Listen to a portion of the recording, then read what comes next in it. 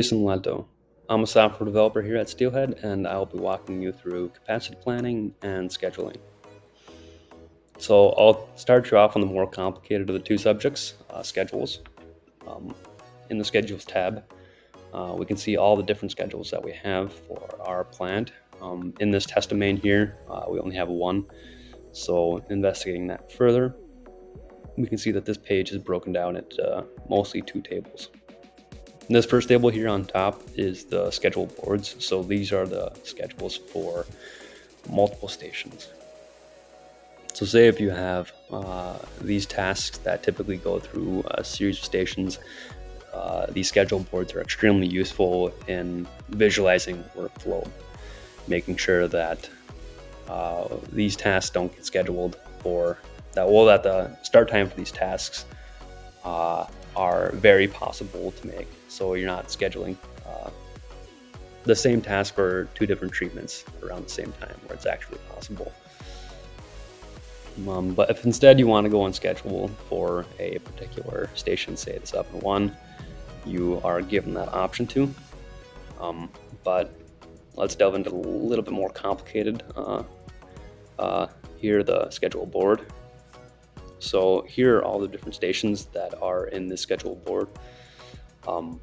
And this is so in order to see the particular unscheduled tasks for the station, we just go and click down here and see all these tasks.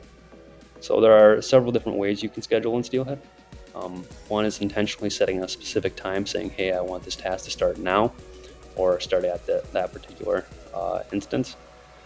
Or if instead you don't really care when exactly this starts, but you want this task to start after or before a different task, we have this auto scheduling feature here. So let's start off with the intentional schedule task, saying, hey, we want this scheduled for, say, 6 a.m. We go and intentionally schedule that. And now at 6 a.m., that is scheduled. But say the rest we don't care about, we just go and schedule this, and say, okay, well, that's actually want to change that order up. Now, save this. All right, we like the way the schedule is going. Let's throw in a lunch. I'll schedule that. This gives us that feature.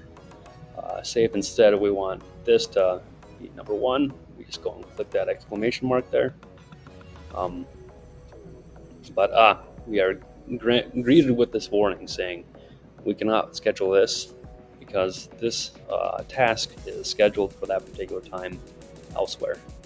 So if instead we auto schedule that is an open time slot for this particular task, so that is now able to be scheduled. This is just a general overview. If we want to schedule after a particular date, we would give them that option. It just shows the current time. This gives different coloring formats for visualizing work. And there's a whole lot more features here, but we're going to have to move on to capacity planning. So capacity planning is just a look ahead for the work coming in to make sure that you're not being overloaded, like a particular treatment group or station isn't getting too much work at one time, and that particular treatments are actually indeed getting work at all. You can see which are more popular than others. So in this capacity planning page, we can see a series of buttons here and a table. So this table is essentially the amount of work that's coming in, starting with overdue, going up to 7 days out. But if instead we want to have a further view, see further ahead in time, we can go and see all the work scheduled up to 8 weeks out. If we want to have a little bit more granular detail on the level of work, making sure that a particular treatment is not getting overworked or a particular station, we can. This view is different groupings of work.